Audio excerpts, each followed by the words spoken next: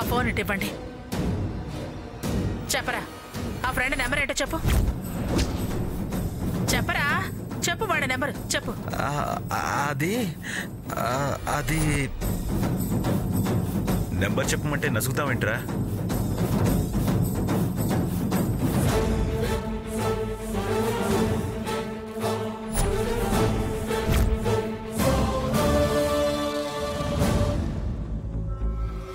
నా మీద ఒట్టేసి చెప్పరా. అదే స్కూటీతో నిన్ను కూడా గుద్దింది కదా? నన్ను కూడా అంటే? నన్ను గుద్దింది కాబట్టి.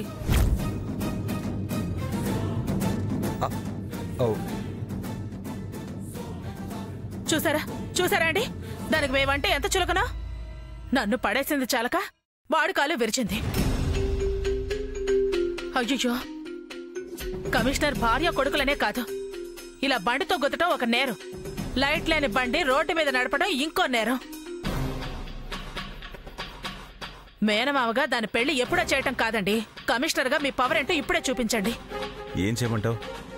ఎవరన్నా బయట యాక్సిడెంట్ చేస్తే ఏం యాక్షన్ తీసుకుంటారో అదే యాక్షన్ దాని మీద తీసుకోండి. కాస్త భయం ఉండేలా చేయండి. మీరేం చేయరు, మేం మంచాన పడ్డా పర్వాలేదు, దాన్ని మాత్రం మీరేమనరు. యాక్షన్ తీసుకోమని పాప మావయ్య ఎలా చెప్తారత్తయ్యా? అటు బాబాయ్ డిపార్ట్మెంటు, ఇటు తులసి మేనకోడలు. అయితే ఆయన తరపున నేను చెప్పానని నువ్వే చెప్పు. ఇదిగో ఫోను చెప్పు. దాని పొగరు దిగేలా దాని సెల్లో వేయమను, బండి సీజ్ చేయమను. బండి సీజా? అవునరా, సీజ్ చేయకపోతే బయటకు వెళ్ళినప్పుడల్లా మనల్ని ఇలా గుద్ది హాస్పిటల్ పాలు చేస్తుంది. నువ్వు చెయ్యవే.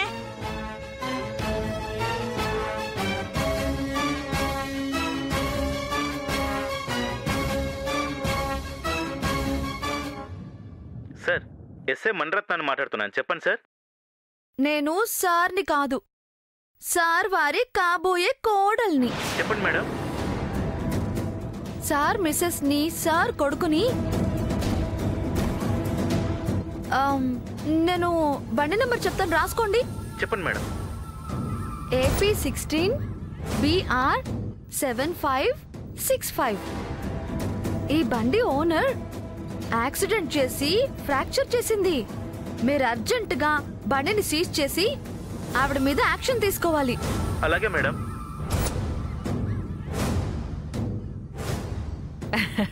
నా తల్లే, నా బంగారమే, ఎంత దర్జాగా చెప్పావే. కమిషనర్ గారి కోడ లెవెల్లో చెప్పావు.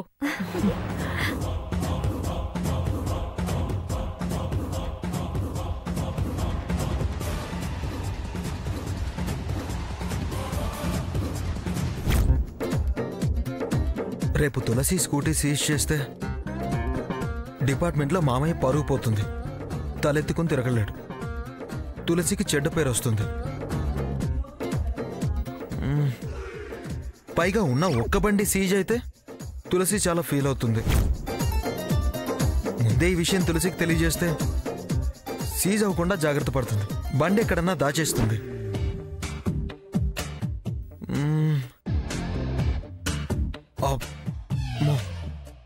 ఇప్పుడు నేను ఈ విషయం చెప్పడానికి వెళ్తే వీళ్ళు చూస్తే గొడవ చేస్తారు. ఒకవేళ చెప్పకపోతే తెలిసి కూడా చెప్పలేదని ఆదలుగుతుంది. ఎలా? ఒక పని చేస్తా, ఫోన్ చేసి అలర్ట్ చేస్తా.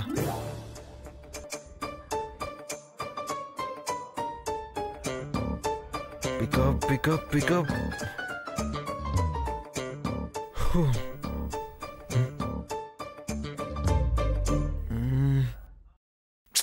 టైం 10:30 అయింది, అది పడుకుని ఉంటుంది.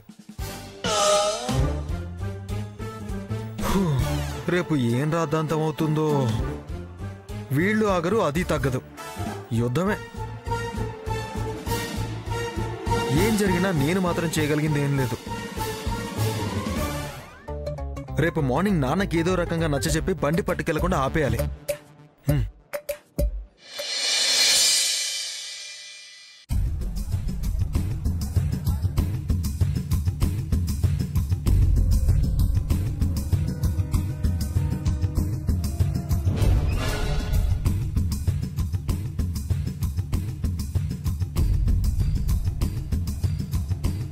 ఏంటే పొద్దున్నే ఇలా వచ్చావు? చూసి పోదామని. నన్నా బండినా? నిన్ను బండిని. ఎందుకో కొత్తగా అలాంటి బుద్ధి పుట్టింది. ఏ రాత్రి అత్తయ్యకి డాష్ ఇచ్చిన నా బండికి చోట్లేమైనా పడ్డాయనా? నాకు దెబ్బలేమైనా తగిలాయనా? బలివ్వబోయే ముందు గొర్రెకెలా స్నానం చేయిస్తారో అలా నీ బండికి స్నానం చేయిస్తుంటే చూడాలనిపించి వచ్చా. బలిచ్చే గొర్రెతో నా బండికి పోలికేంటే? ఏంటో దీన్ని చూస్తుంటే దాంతోనే పోల్చాలనిపించింది. అవును తులసి, ఆ ఫారెన్ అత్తమ్మ పుణ్యమా అని మా ఇంట్లోనే పడి బాగా మెక్కారుగా. తిండి డబ్బులు ఎలాగో మిగిలాయిగా, వాటితో అయినా లైట్ వేయించుకోవచ్చు కదా. గుడ్డి బండి వేసుకొని అందరికి డాష్ ఇవ్వడం ఎందుకో. ఏంటేంటంటే మీ ఇంట్లో పడి మెక్కామా? ఆ డబ్బులతో బల్బ్ వేయించుకోవాలా? అంటే అంత డబ్బులకి గతలేని వాళ్ళలా కనిపిస్తున్నామా మేము? అందుకేగా అన్నది. ఇది పొద్దున్నే వచ్చి నన్ను ఇలా రెచ్చగొడుతుందంటే దీని వెనకాలేదో పెద్ద ప్లానే ఉన్నట్టుంది. పైగా బలి గొర్రె అంటుంది. కూల్గా ఉండడమే మంచిది. ఏంటే వాయిస్ మ్యూట్ అయిపోయింది? పొద్దున్నే బుర్రలేని వాళ్లతో వాగి నా బుర్రెందుకు చెడగొట్టుకోవాలి అని. ఏంటే నేను బుర్రలేందన్నా? నిన్ను చూస్తుంటే జాలేస్తుంది. అయ్యో పాపం అనిపిస్తుంది. ఎందుకో అంత అయ్యో పాపం అనిపించటం? ఉన్న బండి కాస్త ఓడిపోతుంది కాబట్టి. ఓడిపోతుందా? కాదు కాదు కాదు కాదు, ఎగిరిపోతుంది. దీనికి పోలీసులు రెక్కలొస్తాయి. స్కూటీకి రెక్కలు రావడం అంటే మెంటల్. వస్తుంది ఆగు మెంటల్. తొందర ఎందుకు పడతావు? ఇదిగో చెప్తే క్లియర్ గా చెప్పు, లేదా ఫీల్డ్ క్లియర్ చేసి వెళ్ళు. అనవసరంగా నన్ను డిస్టర్బ్ చేయకు. నన్ను నా పని చేసుకునివ్వు. ఏంటి పని? దీన్ని తుడిచి నూనె రాయటమా? రాయి వస్తారు, చక్కగా పట్టుకెళ్తారు. ఎవరే నా బండి పట్టుకెళ్లేది? దీని మీద చెయ్యి పడిందంటే విరిచి చేతిలో పెడతాను. ఎవరో ఎందుకొస్తారు? పోలీసులు వస్తారు. ఎలా విరుస్తావో విరు, నేను చూస్తా. పోలీసులా? ఎస్. కమిషనర్ గారి భార్యని కొడుకుని బండితో గుద్దితే వదిలేస్తారా? బండి లాక్కెళ్తారు, నిన్ను లోపల పడేస్తారు. నువ్వు బయటకొచ్చినా బండంత తేలిగ్గా రాదు. వచ్చేసరికి పాటలన్నీ పాత సామాన్ల వాడికే గాని నడవడానికి పనికి రాదు. ఇంకా నీకు చిట్టి నగర్ చెట్ల బజార్ సర్వీస్ ఆటోనే గతి. అప్పుడు గాని పవర్ తెలిసి రాదు, పొజిషన్ అర్థం కాదు.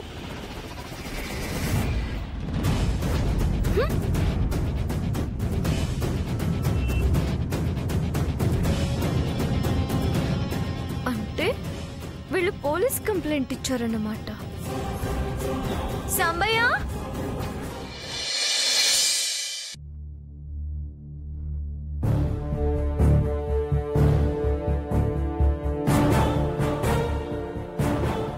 రారా, నువ్వు కూడా టిఫిన్ చేద్దు గాని. నేను తర్వాత తింటానులే. నానాది కరెక్ట్ కాదనిపిస్తోంది. ఏది కరెక్ట్ కాదు? టిఫిన్ చేయడమా? జోక్ కాదు నాన్న. మరి కరెక్ట్ కాదన్నది దేని గురించి? వీళ్ళ కంప్లైంట్ నీ సైలెన్స్. ఏం చెప్పాలనుకుంటున్నావో సూటిగా చెప్పు. అదే తులసి స్కూటీని. నువ్వు వాళ్ళ గురించి ఆలోచించడం, రికమెండ్ చేయటం మర్చిపోవటం మంచిది. భయం చెప్పకపోతే అది మరీ బరి తెగించేస్తుంది. నువ్వు జోక్యం చేసుకోవడం మంచిది కాదు. ఎందుకు మంచిది కాదు? నేనేం మీ మాట జవదాటం లేదు. మిమ్మల్ని కాదని ఏం చేయడం లేదు. ఏంటి నాన్న ఇది? నువ్వేం మాట్లాడవేంటి? నాకు తులసి భార్య కాలేకపోవచ్చు, కాకపోవచ్చు, కానీ అత్తయ్య నీ చెల్లెలు. తన వరసే మారదు. నీ చెల్లెలు కాకుండా పోదు, తులసి మేనకోడలు కాకుండా పోదు. నువ్వు తెలివిగా మాట్లాడుతున్నావు అనుకోవచ్చు, వాళ్ళకి హెల్ప్ చేయాలని చూడొచ్చు. కానీ ఒక్క విషయం నువ్వు తులసితో చెప్పు, నా ఫ్యామిలీ మెంబర్స్ని హెరాస్ చేయడం కరెక్ట్ కాదని.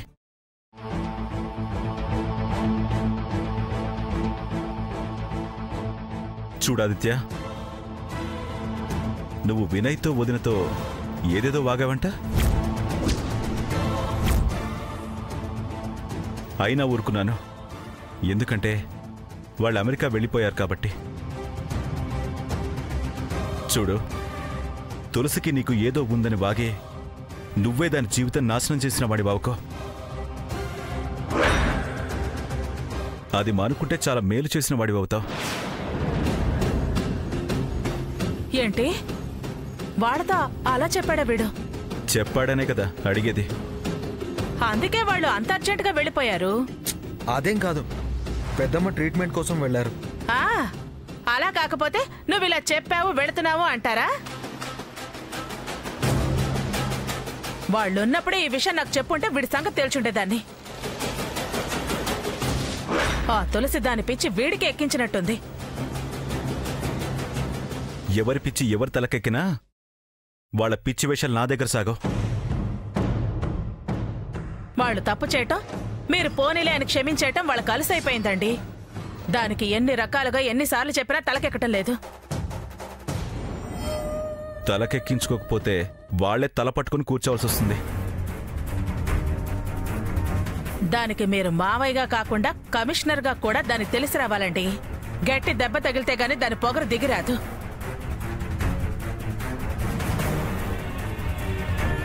మీరేంటో మీ పవర్ ఏంటో దానికి తెలిసి రావాలంటే ఈ శాస్తి జరగాల్సిందే.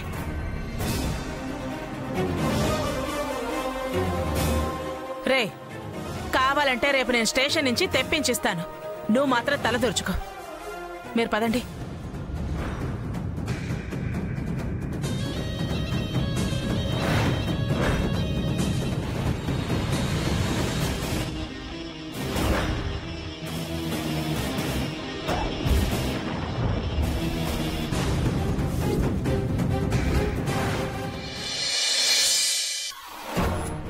ఎందుకమ్మా అంత బాధపడిపోతున్నావు? బండి వాళ్ళు తీసుకెళ్తే ఏమవుతుంది? సామయ్య సాయంత్రానికల్లా తీసుకొస్తాడు చూడు. నేను బాధపడేది బండి గురించి కాదే, నీ గురించి. అన్నయ్య కూడా నీ మీద ఎంత కక్ష కట్టాడేంటా అని. అమ్మా, చిన్నప్పటి నుంచి దుర్గమ్మ కక్ష కట్టింది. ఏమైంది? అయినా మామయ్య వ్యతిరేకమై కూడా చాలా రోజులైంది కదా. ఏమైనా మార్పు వచ్చిందా? అది కాదే, సొంత మనిషిని కూడా చూడకుండా. సొంతమా? ఎవరెవరికి సొంతం ప్రియా? మీకు నేను సొంతం, నాకు మీరు సొంతం, అంతే. మిగతా వాళ్ళందరూ పరాయి వాళ్లే ప్రియా. మనం అనుకుంటున్నాం కానీ వాళ్ళకి ఆలోచన లేదు. అలా అనుకోవడం లేదు. ఎంత అనుకోకపోయినా మన మధ్య రక్త సంబంధం ఉంది కదే. వాళ్ళకవే లేవు ప్రియా. కొద్దో గొప్ప మామయ్యకుండేది, కానీ ఆ దుర్గమ్మ మామయ్య బుర్ర తొలచి ఆ బంధం మర్చిపోయేలా చేసింది. మనసు విరిచేసింది, బంధం తెంచేసింది. తులసి, కాదమ్మా, అది నిజం కాకపోతే మనం కావాలి అనుకుంటే, అరే తులసి ఎందుకు జాతకాలు అబద్ధం అంటుంది, ఆదిత్య వెనకాల ఎందుకు పడుతుంది అని ఒక్కసారైనా ఆలోచించడా? పైగా కన్న తల్లి ప్రాణాల కన్నా నాకు ప్రేమే ముఖ్యమంటాడా? నాది స్వార్థం అంటాడా? ప్రేమ లేదు, ఉందని మనం భ్రమపడుతున్నాం అంతే. లేదే, అన్నయ్యకి మన మీద ప్రేముందే. అవునవును, ఉండబట్టే పోలీసులకు ఫోన్ చేశాడు. బాగా చెప్పావు సాంబయ్య. నాకు చెల్లెలంటే ప్రాణం, ప్రేమ అనేవాడు చెల్లెలేం కోరుకుంటుందో తెలీదా? నేనంటే చిన్నపిల్లని కావచ్చు, ప్రేమ అనురాగం అనుకోవచ్చు. మరి నువ్వు పెద్దదానివే కదా ప్రియా. నువ్వెందుకు ఆదిత్యతో పెళ్ళంటున్నావని బుర్ర పెట్టొద్దా? నీ ప్రాణం అంటే నీకు తీపి లేదనా ఆయన గారి అభిప్రాయం?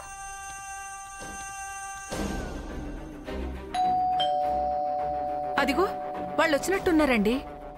వస్తే రానివే, ఎవరో దొంగలొచ్చినట్టు అంత భయపడతావేంటి?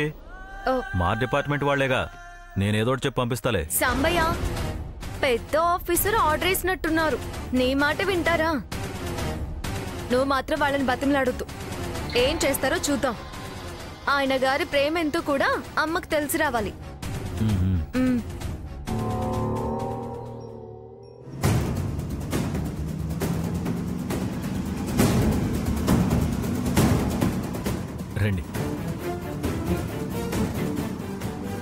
ఏంటి ఇద్దరు కలిసి మా ఇంటికి వచ్చారు? ప్రియా, శోభ, అలేఖ్య. సాంబర్ణ, మేము వచ్చిన పని వేరు. ఏ పని మీదైనా రావచ్చు. రండి, కాఫీ తాగి వెళ్తురు గాని. మేమెందుకు వచ్చామో తెలిస్తే నువ్వు ఇలా మాట్లాడు. ఏంటి, నన్ను ఏమైనా అరెస్ట్ చేయడానికి వచ్చారా? అలా అంటున్నారు.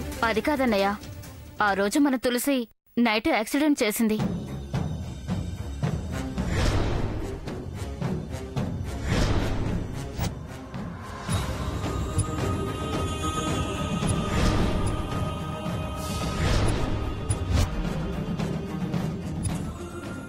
అందుకే బండి తీసుకెళ్ళడానికి వచ్చాం. బండి తీసుకెళ్తారా? మరొక రైంటే మనిషిని కూడా తీసుకెళ్లేవాళ్ళం. మీరు డిపార్ట్మెంట్ కాబట్టి బండిని మాత్రమే తీసుకెళ్తున్నాం. డిపార్ట్మెంట్ కాన్సెషన్సా? తులసి, బండి తాళమిచ్చే. ఇవ్వమ్మా. వెళ్ళొస్తా.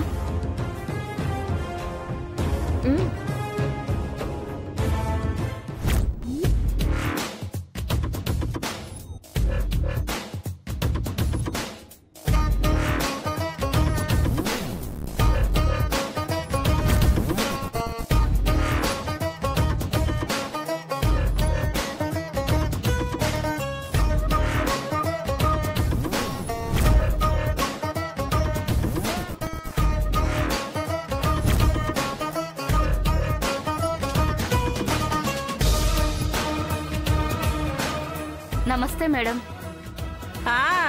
నమస్తే నమస్తే.